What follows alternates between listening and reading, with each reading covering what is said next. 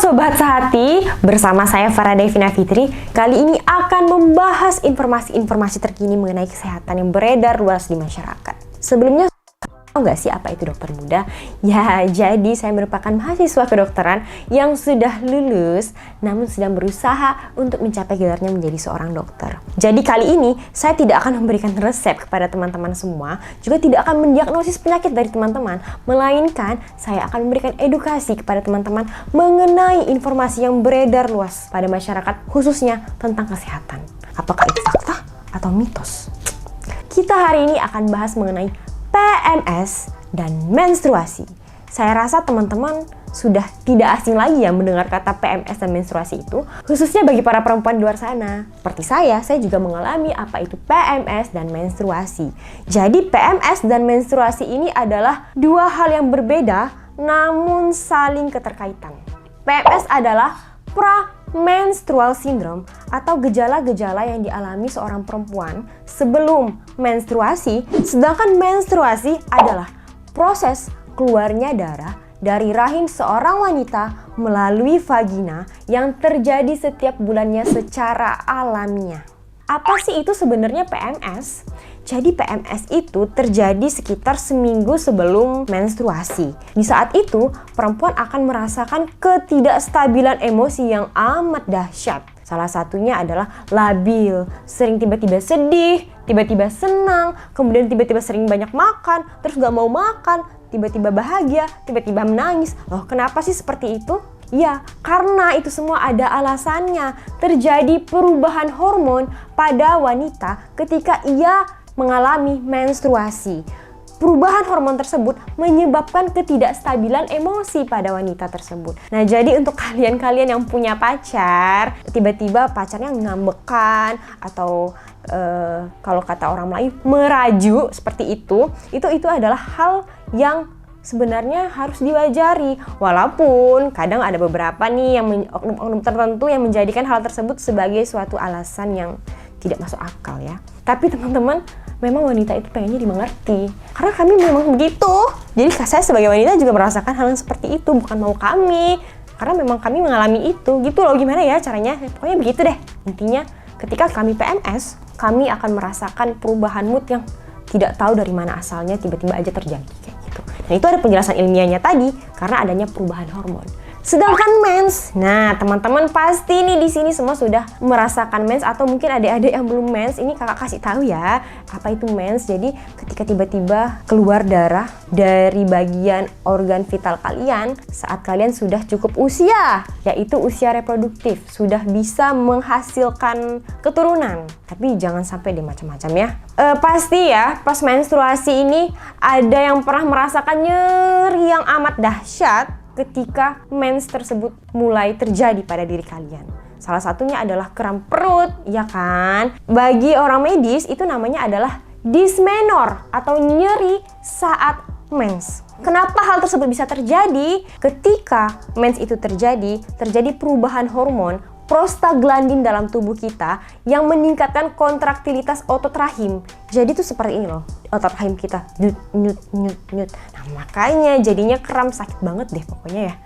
Jadi banyak banget nih informasi yang salah mengenai menstruasi yang beredar luas di masyarakat. Ada yang bilang nggak boleh ini, ada yang bilang nggak boleh itu. Padahal pada faktanya tidak seperti itu. Untuk mengungkap kebenaran fakta atau mitos tentang menstruasi yang beredar luas di masyarakat, kira-kira Sobat Sehati ada yang mau nanya nggak nih? Kak, mau tanya dong. Iya, mau nanya apa tuh? Oke. Biasanya banyak mitos kan Kak soal perempuan yang lagi mens nggak boleh keramas. Apakah itu benar Kak? Benar atau salah gitu? Fakta atau mitos? Oke, terima kasih pertanyaannya. Jadi yang pernah nih saya baca berdasarkan data ilmiah mengatakan bahwa tidak ada hubungannya antara keramas dan menstruasi. Karena ketika keramas itu kan di kepala dan menstruasi itu ada di bagian organ reproduksi kita. Justru saat kita mens, kita harus menjaga higienitas tubuh kita agar bersih setiap saat. Mau selama menstruasi, misalnya 1 minggu menstruasi, 1 minggu juga nggak keramas, kan lepek rambut kalian. Nah, itu jawabannya.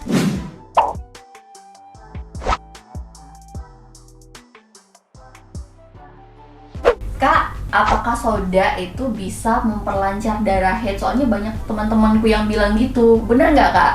Jadi banyak banget pertanyaan yang menanyakan hal yang sama nih. Apakah dengan minum soda dapat mempercepat menstruasi? Nah, pada faktanya belum ada penelitian yang mengatakan bahwa dari soda tersebut dapat mempercepat darah dari menstruasi kita. Tapi sebaiknya minum soda itu dihindari saat kita sedang menstruasi karena kandungan gula dan kafeinnya dapat membuat perut kita kembung dan membuat perut kita merasa lebih tidak nyaman saat menstruasi. Apalagi saat menstruasi biasanya kita dismenor atau nyeri kan. Ditambah lagi misalnya minum yang soda-sodaan dapat menyebabkan kram perut meningkat. Apalagi ada yang punya mah. Sebaiknya dihindari deh. Lebih baik minum air putih biar lebih sehat.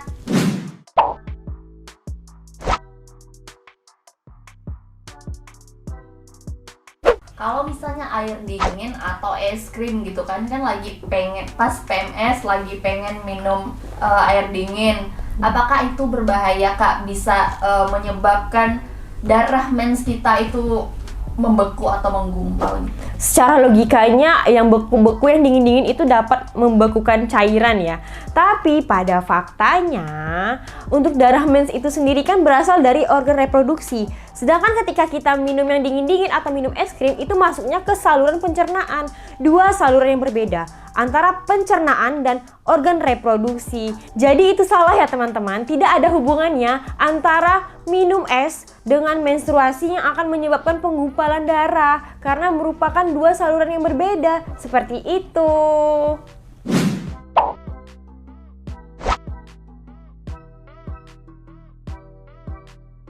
Yang hobi olahraga nih, cewek-cewek yang hobi olahraga pas lagi mens, apakah itu berbahaya kak? Menyebabkan misalnya mensnya makin lancar, terus bocor dan lain-lain. Gimana sih kak tanggapan kakak? Oh iya, bener banget. Jadi olahraga itu kan merupakan suatu aktivitas tubuh ya.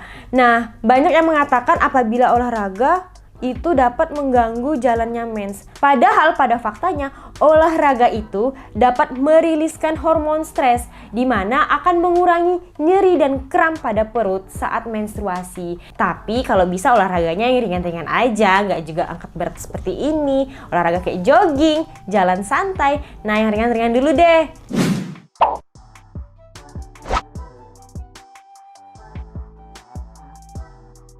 Nah, jadi kan tadi ini udah kita bahas nih mengenai fakta dan mitos mengenai menstruasi, apa-apa aja sih yang boleh, apa-apa aja sih yang enggak.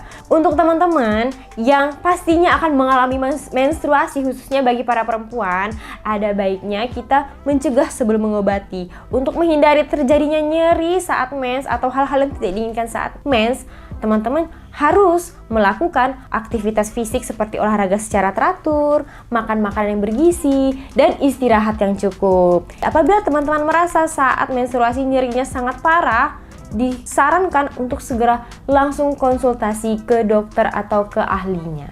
Jadi teman-teman, jangan terlalu buru-buru untuk percaya suatu mitos apabila teman-teman tidak membuktikannya secara ilmiah. Karena yang beredar luas di masyarakat itu belum tentu benar. Jadi teman-teman harus tanyakan langsung pada ahlinya. Nah, untuk teman-teman yang mungkin kepo tentang permasalahan kesehatannya yang belum terjawab sampai sekarang, mungkin teman-teman boleh nih kirim pertanyaannya di kolom komentar di bawah ini. Semoga di next episode selanjutnya kita bisa membahas secara tuntas mengenai permasalahan kesehatan yang ingin teman-teman ketahui.